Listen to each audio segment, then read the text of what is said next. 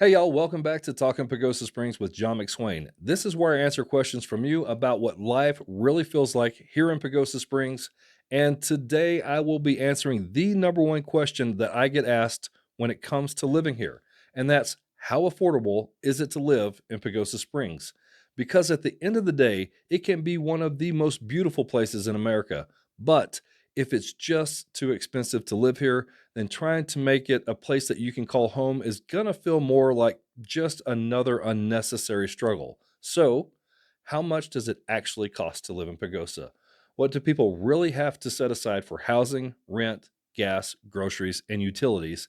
And what does it cost to enjoy the lifestyle that brings so many people out here in the first place?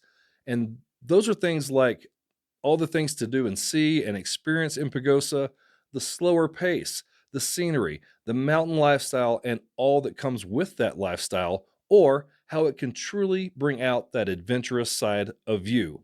And this is the part that people usually miss or just don't think about before they make the move out here. And that's what will surprise you the most once you're living here and a part of the community and not just on vacation. That's what today's video is all about. Now, if this is the first episode that you've clicked on, I'd encourage you to go back and watch the first episode. That first video explains what this whole series is about and why I started it. But mainly, I want you to know that every single question that I answer in this series comes straight from you, the viewers. This isn't what I think that you want to hear, it's the questions you've asked me directly through the comments to answer. Just know that nothing in this series is random. So if there's something that you've been wanting to know about Pagosa, just go ahead and drop it in the comments and I will put it in a future episode. And if you want to talk in person, whether that's about Pagosa, housing, moving, or whatever's on your mind, shoot me a text or give me a call. I'd love to talk with you. Let's go ahead and start with the biggest factor when it comes to affordability, and that's housing. More specifically, what the housing market in Pagosa looks like right now, because that absolutely affects everything else when it comes to this question. Can I afford to live here? And before I throw a bunch of numbers at you, just know that everything that I'm sharing here when it comes to statistics comes straight from the MLS as of December the 17th, 2025, which is today.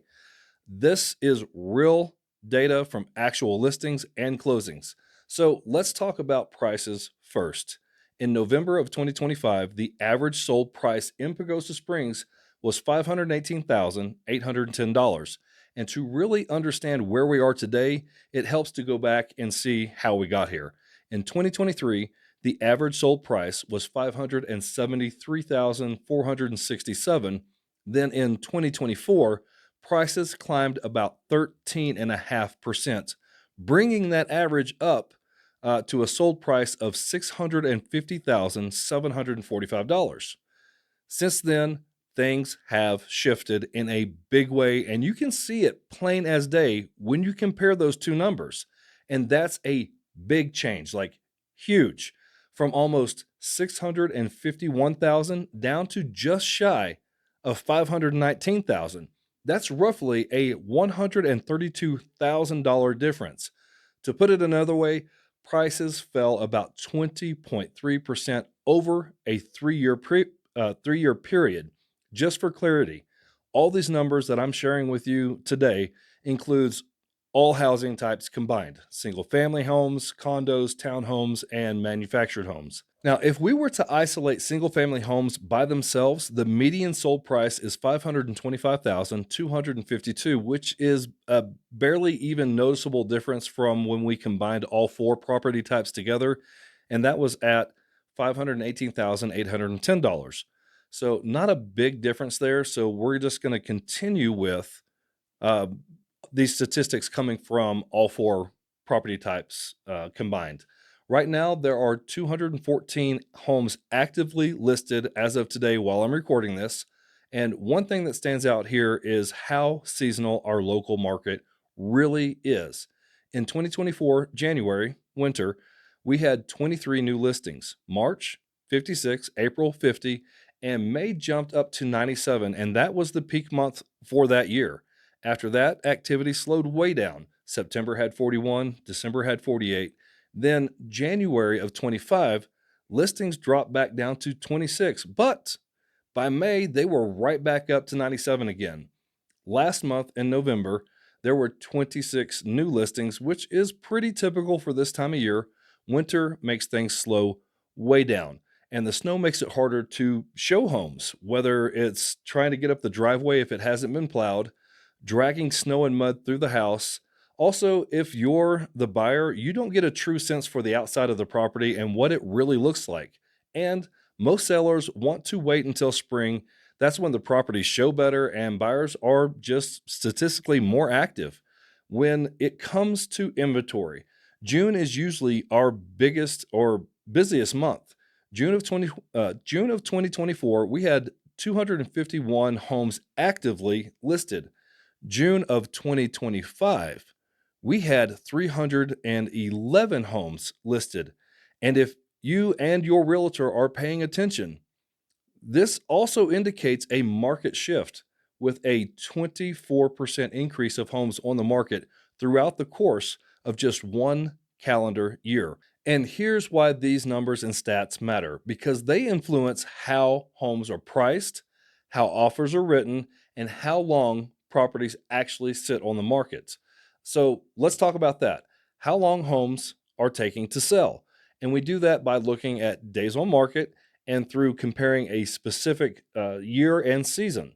February, winter in 2024, 138 days were the average days on market. June of 2024, it was 60 days. January of 2025, 126 days. July of 2025, back to only 63 days. So if you're listing, summers look really attractive. It's a great time to list. In fact, I would suggest if you are listing to list a little bit before that to get ahead of the rush. Keep in mind, Pagosa has a lot of higher end homes in that 1.5 million and up range, and those tend to sit on the market longer simply because there are fewer people looking to buy in that specific range. That alone pulls averages up when it comes to days on market. Right now, out of the 214 homes that are actively listed on the MLS right now, 52 of those listings are over $1 million, which is roughly 25% of the homes on the market. Now, homes that are priced right and not grossly overpriced tend to move and they go under contract pretty quick. The caveat to this is unless they are one of those multi-million dollar listings, and then it's more about finding the right buyer.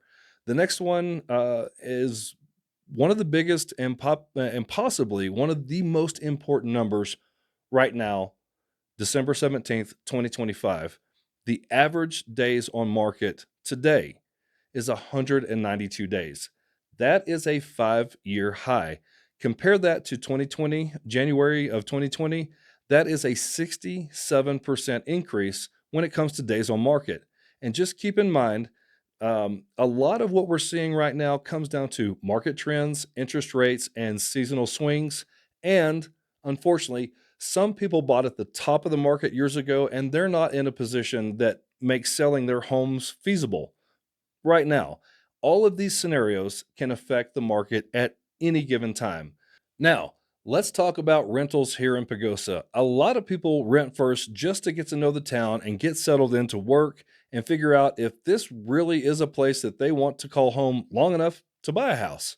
Right now, the median rent in Pagosa across all housing types is around 2,200. On the lower end, you can sometimes find rentals in that $1,500 to $2,000 range, and these are usually older homes, smaller floor plans, or properties that are a little further out from town, like the backside of Hatcher or down 84. So that's something to keep in mind.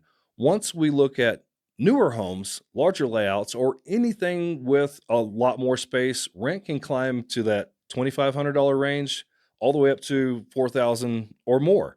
Availability is also a big part of this conversation. As of right now, rent.com shows about 38 rentals, and those are ranging roughly between $1,650 up to 3,900. Now, when it comes to apartment style rentals, they tend to average around 1,600 a month, and that's depending on the size and the number of bedrooms, of course. But I know that when I looked at rental.com, I did see several studio style apartments Now, mind you, I think they had communal bathrooms, so that's something to take into consideration. But if you're out here and you're single, maybe you're working at the hot springs or you're working up at Wolf Creek, that might be a real option for you. Then I went and looked at the Pagosa Sun, and it currently lists 16 rentals, and I know a few of those are RV spots, but RV living does give you another avenue to find a way to solve your housing issue. I hope this gives you a snapshot of how tight the rental market here really is. If you're curious as to why rentals feel so expensive here, I break all that down in more detail in episode 2, just in case you'd like to check that out. But when it comes to why do rentals feel so expensive here, the short answer is limited rental supply keeps the cost to rent higher, but we still are well below the other mountain resort towns in Colorado. With that said, we do have a new 50-unit apartment complex that's going up over by Walmart, and that's close to being completed. And that alone should help by adding that much needed rental inventory. Okay, now let's talk about day to day living costs. You know, the stuff that you're paying for every single week, if not every single day. This is usually where people start to notice what I call the mountain tax. And when I say mountain tax, I don't mean an actual tax. I'm talking about the added cost that comes from living in a small mountain town that's far from major supply hubs. Pagosa isn't on any major trucking routes, so most goods have to travel further before they even hit the shelf. That affects food, household items, construction materials, and just about everything else that we buy and or use here. And because of that, when it comes to groceries, Pagosa is right about or slightly above national averages. The good news is we do have several grocery store options. We have City Market, Natural Grocers, the grocery store inside of Walmart, and Dollar General has some food that you can purchase, which it helps pricing keep somewhat competitive. However, like anywhere else, eating out can add up fast. Most of us locals balance that by cooking at home and doing that more often. Eating out, maybe for the weekends or a special occasion, you can also buy local meat from one of our cattle ranchers. A lot of people may split the cost of a steer with another person and then have it processed. That will fill the freezer up like to the top without getting financially out of hand. We also have fresh local produce when our farmers market is open in the warmer months. And that does help keep monthly costs a little bit more manageable. Food budgets can get real big real fast when you eat out all the time, especially if you're feeding a family. Now, my kids are grown, but taking a family of 6 out to eat, even if it's fast food, it ain't cheap anymore. The dollar menu might be permanently a thing of the past now, like completely extinct. And to just shed a little light on this, I just looked up how much a family of 6 to go feed them at a fast food restaurant in 2025 would be. Y'all, Google came back with 60 to $100 for one family meal. And that's fast food.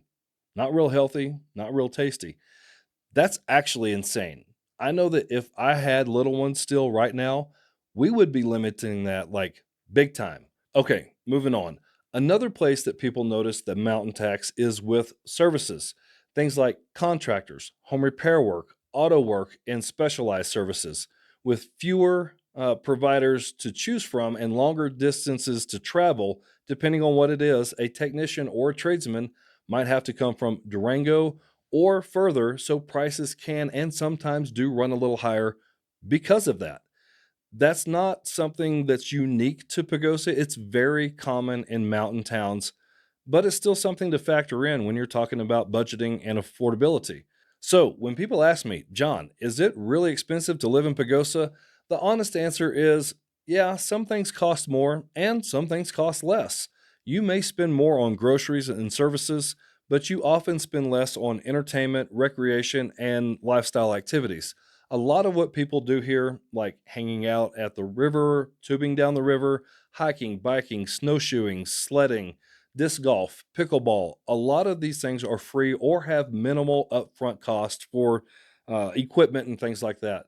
For a lot of people, That trade off is exactly why they choose to live here. Now, let's talk about transportation and gas because this is another area where people have to budget, or at least most of us.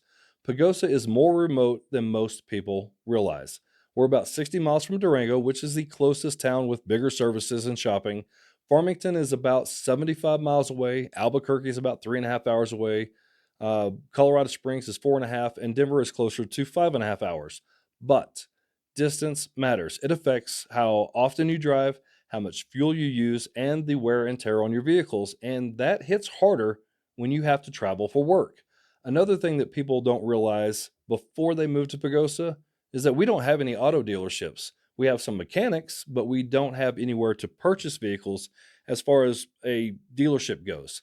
If you're buying a new car or truck, most people head to either Durango, some go to Farmington, and some will travel much further to find what they really want. Sometimes it's several states away or all the way to the East Coast or West Coast. Just keep that in mind. And also keep in mind where you buy your vehicle because it affects taxes and registration fees once you bring it back to Archuleta County and you want to register it here. That's definitely something to think about before you make a purchase. Now, if you're a disabled veteran, and I think the magic number is over 50% rated, be sure to take in your paperwork because Colorado waives the registration fees and the cost of the plates on one vehicle so you can get your DV plates for free and not have to pay that huge chunk right up front. I think you still have to pay your sales tax, but you don't have to pay the registration and the tag fee. When it comes to gas prices, Pagosa typically runs a little higher than our surrounding towns. For example, when I checked Gas Buddy, the lowest price for regular fuel that I found in Pagosa today was $2.87 a gallon. Durango was around $2.62 a gallon. Colorado Springs had prices down to around $1.78 to $1.90, and I believe that was at Costco. And Dallas Fort Worth, just for reference, was around $2.15.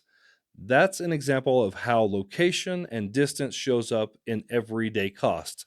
Another thing to factor in is vehicle wear. Mountain driving, winter conditions, snow, ice, elevation, those all play a role in um, upkeep on your vehicle. So most people here rely heavily on their vehicles, and um, good tires aren't optional. They're a necessity. And if you have a truck like mine, you're going to have to budget in 1,000 or more. I think the tires for my truck were right about 1,500 for the four. Now, when it comes to transportation, we have the Mountain Express Transit, which has set routes and schedules. So we do have public transportation. It's limited, but it does exist. And, actually, a lot of residents utilize it. There are also a few taxi services, and you'll occasionally see the Uber or Lyft, those types of rideshare services, but that's not something that most people rely on daily here for. So, transportation and gas is something that people should factor in when they're thinking about their day to day living costs and affordability. So, now let's talk about utilities because this is one of those areas where the real answer is it depends. It depends on the size of the house, how it's built, and honestly, how you heat it. That last part matters a lot here. When it comes to electricity, the typical monthly bill lands somewhere around 150, but that can swing depending on the season and how your home is set up. There are programs through LPEA, which is our local provider, that will give you a 12-month average, and then they spread that bill out evenly throughout the year so that you don't feel attacked in the winter when you open that envelope. I will say that homes with electric baseboard heat can see much higher electric bills in the winter. For some reason, those systems use a lot of electricity, and you'll see an increase in your bill real quick once the temperatures start to drop. And that's why a lot of homes here rely on natural gas, propane, wood burning stoves, and fireplaces, or at least being used as a secondary or supplemental source of heat. Propane is very common in Pagosa, especially once you get outside of those city limits or outside of town. Most propane tanks are leased, So that's an added cost, and they're filled through a local provider, and monthly costs can vary quite a bit depending on the usage and how cold the winter is. As a general range, propane often falls somewhere between that 125 to 190 a month, but that's not a hard number. That range usually is more accurate for homes that rely mostly on propane for the entirety of their heat and appliances. Now, when it comes to water and sewer costs, those are actually pretty reasonable if you're on the town utilities, and those typically range between 45 to 50 a month. Outside of town, a lot of homes here are on well, septic, and some use cisterns. If you have a home that has a cistern, that means that you're either having water delivered or you're hauling it yourself to fill that cistern. So that is definitely something that you want to understand before buying. Now, I personally lived outside of town for many years, and then we moved to town. But when we were on a cistern, I personally used a water hauling service before we moved to town because I didn't want to buy all the equipment, the trailer, the tank, that would be necessary for me to haul my own water. Plus, I never really wanted to worry about running out of water, and I didn't want to drag a trailer full of thousands of pounds of water up a driveway that might have snow and ice on it. Um, that just didn't sound like fun. So it was a lot easier to pick up the phone. And with those, you normally set them up and say, okay, this is about my average of water usage, and uh, they will tailor a schedule to your water usage. Now, trash service generally runs around 45 to 60 a month, depending on the size of the trash can and which company that you use. And one quick local note, and it's kind of crazy that you even have to ask, but you definitely want a bear proof trash can. When you set up service, just ask and see if one's available. I have no idea why anyone would have a traditional can unless, picking up trash in your yard is your outlet for relaxation. I had a regular can for years, and it was several times a month. I was out sifting through trash, almost stepping in bear poop, which is gross. But yeah, when I called and said I'm just having the worst time with keeping bears out of my trash, they said, "Oh, well, all you got to do is request a bear proof trash can." And I was like, "Can I get a bear proof trash can like today?" And they said they'll send me one out in a couple weeks.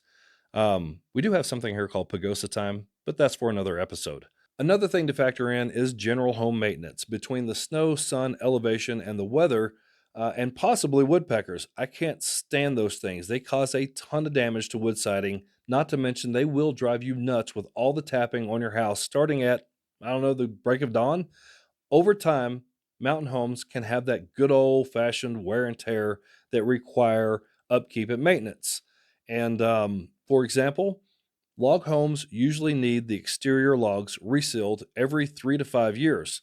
The upside is that most homes that are built here, they're built with winter in mind. We have good insulation, solid construction, and systems designed for colder climates. Those factors will help keep your utility costs down. Now, before we wrap up this section, utilities, there is one more thing that I get asked about all the time, and that's air conditioning, especially from my buyers coming from places like California, Texas, or Arizona. The reality is, because our summers are pretty mild, most homes built here simply don't have air conditioning. Some of the newer homes have it put in when they're being built, and if you do it from the very start, it is cheaper than trying to add it on later. But usually, we just open the windows at night, let that cool wind in, it cools the house down, and then in the morning, we shut everything up, and it stays pretty comfortable throughout most of what people consider the hot days of summer, and they're not really that hot. But if air conditioning is important to you, there are options. Many split systems here are really popular, especially during like remodels, and they work really well and they don't need full duct work. But once again, you may have to budget that in if that's a must have in a home. Okay, now let's touch on taxes for a minute. And this is just the Cliff Note version, but taxes absolutely factor into affordability. But I will make this short and sweet. In a future episode, I'll really break down how taxes affect living here so that you can understand what they actually mean for you if you own a home here. Colorado is still considered a relatively low property tax state, especially when compared to other states in the South and the Midwest, parts of the Midwest. Residential property tax here is assessed at 6.7% of the market value, and then the mill levy is applied. Property taxes have gone up over the last several years, and locals really feel that in a big way. But people moving here are often surprised that the property taxes aren't as high as they expected. For example, I pulled numbers from a house that is listed today for 499,000, and the property taxes for that home in 2024 were $1,987. And if you buy a place that has an ag exemption, you could say I found one that was 1.75 million with 73 acres, and those taxes were 2,362 a year in 2024. Just food for thought. They're not all like that, but there are some, and that ag exemption makes a big difference. The combined sales tax rate is currently at 6.9% with a 1% town increase that is taking effect on January the 1st in 2026. Colorado also has a flat 4.0 state tax or state income tax as of January the 1st, 2025, and that's down from 4.4. At the end of the day, whether it's income tax, property tax, or sales tax, in one way or another, Uncle Sam is going to get his piece of the pie. So when people ask, is Pagosa affordable? The real answer is it depends on what you value and where your heart, mind, and focus are. But I feel like if you're watching this, you may already have the desire to call this place home, and maybe you're just looking to make an informed decision and you're doing research for that. And if that's the case, smart move and good on you. So, yes, some things cost more here, some things cost less. And a lot of it comes down to how you live your day to day life. One of the biggest factors in all of this is what I referred to earlier as the mountain tax, and that's simply that Pagosa isn't sitting on a major trucking route, nor are we in between two major metros, two big cities. Almost everything that we use up here, you name it, just about all of it has to be trucked in from somewhere else. And just like anywhere else, those added transportation costs get passed right along to the consumer. It sucks, but the harsh reality is uh, living anywhere in America where your location isn't in close proximity to bigger cities or trucking routes, it's going to cost more. To be fair, hauling a big rig up and down Wolf Creek Pass with a full load is neither cheap, easy, or safe for those drivers. And when you look at it like that, it makes it a little bit more understandable. That's why gas runs a little higher. That's why groceries feel slightly more expensive. And that's why some services cost more than people expect or are used to. But on the flip side of that, is what we don't pay for here. You're not paying for crowded entertainment. You're not paying for parking garages, toll roads, or constant traffic. Ish. Downtown can get pretty crowded in the summer, and the road construction has made it even more challenging, but that won't last forever. And I think the reward of getting Highway 160 fixed will be well worth the wait. A lot of what people do here, the river walk, trails, scenery, community events, and all the outdoor recreation that's offered. I mean, there are so many things to do out here that cost very little or nothing at all. And that is such a big part of who we are as Pagosans. And who doesn't like the price tag of free 99? So affordability in Pagosa is really about balance. If the lifestyle fits you and the numbers make sense, then I am happy to help you find a place to call your own, a place that you can call home right here in Pagosa. But if it doesn't fit or it doesn't fit right now, then that's okay too. I would rather see people find a place where they can thrive more and stress less when it comes to living comfortably by being able to afford to live somewhere that doesn't have your stress levels maxed out at 100% all the time. Personally, I would rather be blessed and not stressed. There's no fun in being house poor. And that's when your home that you're living in is more than you can realistically afford, and it puts you in a place where you have too much month at the end of the money. Yeah, house poor is not a good place to be. Also, if a loan officer ever tells you that you qualify up to a certain amount, I would caution most people not to push it to the max because that's when that house poor situation can really start creeping in. And the one piece that ties all of this together is income. If you're thinking about moving here or anywhere else, affordability isn't just about housing and these other topics that we've just discussed. It's how you make a living. Your job, your trade, your profession plays a big role in how affordable this place or any other place is going to feel. If you want to go back out and check out that episode 2 in the series, I do go over the job opportunities, employment, and what working here looks like. And really, my goal with all of these videos is to answer your questions and give solid information so that you can make an informed decision or just get a better idea or feel of what this area is really like. These questions are great, and I really do enjoy answering them. I don't feel overly comfortable in front of a camera yet, but I'll get there. Y'all are amazing. So, seriously, keep asking whatever's on your mind because without your questions, I wouldn't have a show. Please let me know your thoughts on this episode, whether you agreed, disagreed, or you just want to add your own thoughts and experiences. That's the beauty of Talking Pagosa Springs. It's a conversation and hopefully the start of a friendship. And I truly love hearing what you have to say. Going forward, unless it's a holiday or life throws something unexpected at me, you can count on new episodes every Wednesday at 3 p.m. Mountain Standard Time. And I know this one is a few hours late, and my apologies. I am trying, y'all. Now, with Christmas coming up next week, I will be taking a short break. I'm going to head out and go love up on my grandbabies. So look for episode 4 on December the 31st. Thanks for watching, and thank you for your support. And thank you again for the questions and comments. So, Merry Christmas, y'all. And I pray that this upcoming year is your best year yet. And as always, may you have the best day. May you have a blessed day.